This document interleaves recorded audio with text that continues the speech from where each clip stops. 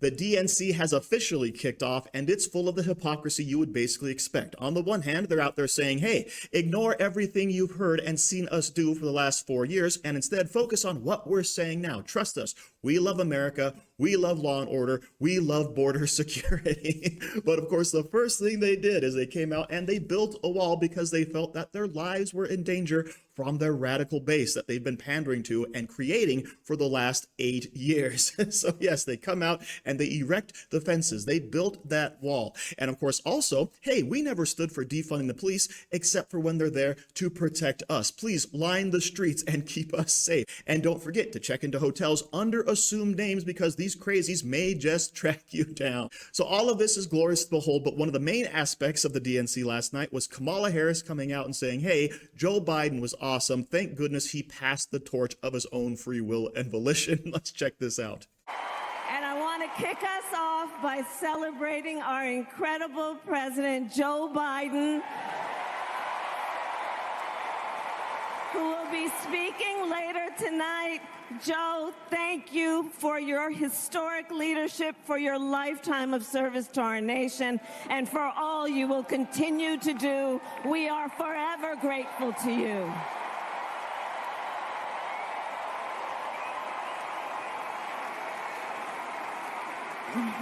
Thank you, Joe. And looking out at everyone tonight, I see the beauty of our great nation. People from every corner of our country and every walk of life are here, united by our shared vision for the future of our country. And this November, we will come together and declare with one voice, as one people, we are moving forward. With optimism, hope, and faith, so guided by our love of country, knowing we all have so much more in common than what separates us, let us fight for the ideals we hold dear, and let us always remember, when we fight, we win. Yes, thank you, Joe Biden, for being forced out in a soft coup that everyone witnessed in real time. You were so good. You were so great for this country that we had to not let you run again because you were beaten so bad by Donald Trump. All right, so that's basically the message. Hey, I'm Kamala. I'm here. I didn't actually win any delegates in any primaries, but trust me, I'm totally legitimate. And that is, of course, the spin they're going to put on everything. But there is a slight problem. If we look over here, according to some brand new polling, this one coming from The Economist, you can see that Donald Trump is suspected to win 270 electoral votes compared to Kamala Harris's 268. Now, that might seem like a very close margin. However, you have to see that down here just 3 days ago on the 16th, The Economist, the same poll, had Kamala Harris winning 272 to Donald Trump's 266. So what's starting to happen? As I've been saying, the bloom is off the rose, and all of the pollsters who had their bumps, who had their oversampling, who've been holding back polls that weren't positive for Kamala Harris, are now having to start to come around and show the truth because we are getting closer and closer to the actual election time. And if they want to have any semblance of credibility, they have to start reflecting those real numbers. So here's another poll joining the long list. CNBC,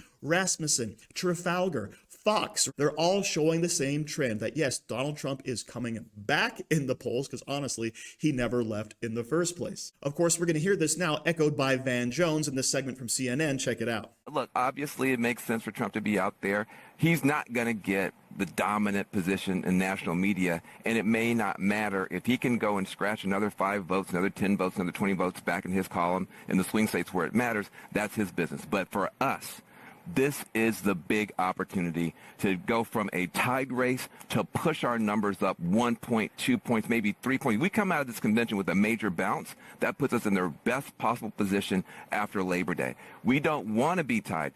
I don't like being tied with Donald Trump because we've had now 20-plus days of positive press. He's been falling down the stairs, slipping on banana peels, and poking himself in the eyeball. We should not be tied. We want to pull ahead. That's our opportunity this week. And that's the key point, Brianna. This campaign, the Harris campaign, has been flawless for the past 28, 30 days. And it's a tied race. That's scary. It's a tied race. That's scary. They're You doing gotta the go. best they can, and it's tied. That's really important. Yep.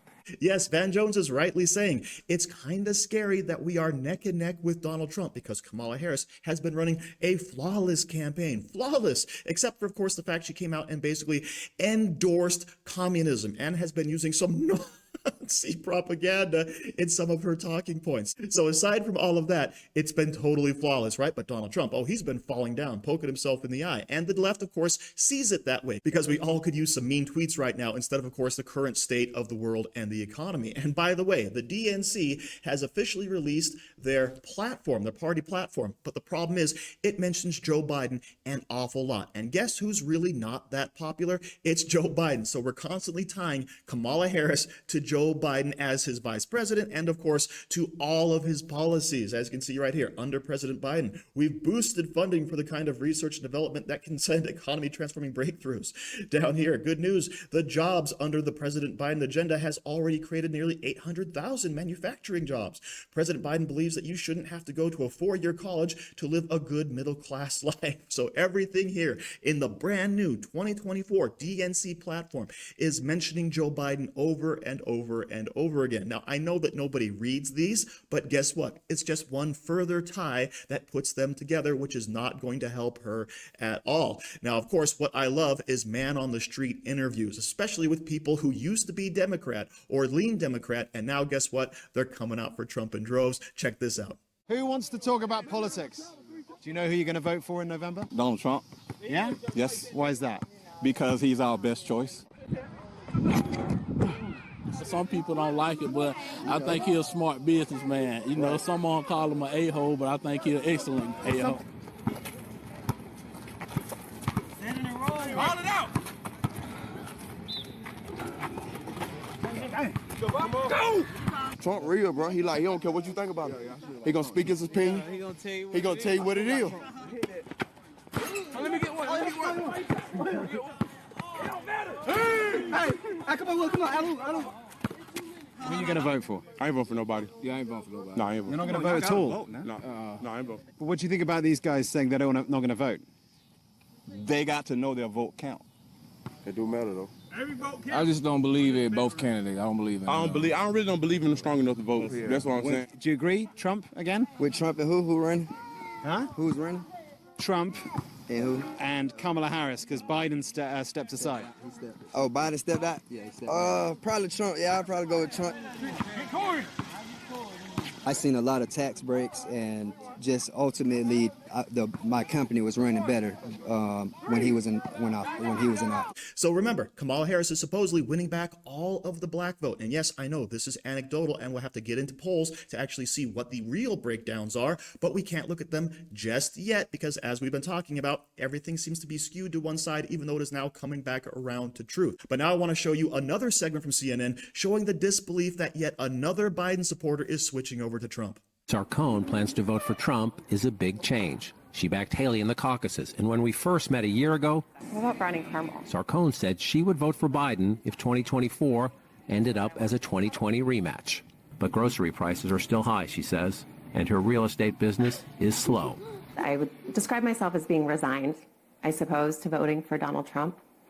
Again, I can't vote for the status quo, and I was absolutely better off during Donald Trump's presidency than I am today. Right, I say Kamala Harris, you say? I'd say far left. I'd say woke.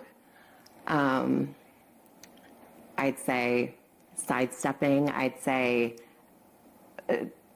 not truthful. I love to see stories like this because it shows people actually remember, I was better off under Donald Trump. And she's not the only person out there to recognize this. Now, of course, at the DNC, circle back to that, they're going to play, of course, the fear politics that if Donald Trump gets back into power, he's going to do the exact same thing that Joe Biden is doing. But what it means is that under Project 2025, Donald Trump would be able to weaponize the Department of Justice to go after his political opponents. He could even turn the FBI into his own personal police force. That was Michigan State Senator Mallory McMorrow railing about Donald Trump possibly being elected again and then going after his political opponents and possibly even using the FBI to do so. Have you been asleep for the last 2 years? Have you not been watching the lawfare against Donald Trump by the current administration's Justice Department? Have you not seen this? The irony is so thick you could choke on it, but here we are, right? Rules for thee, not for me, as the DNC rallies with safety behind walls and police in Chicago. So thank you very much. Don't forget to like, share, comment, subscribe, and stay safe out there, people, because they're coming after you.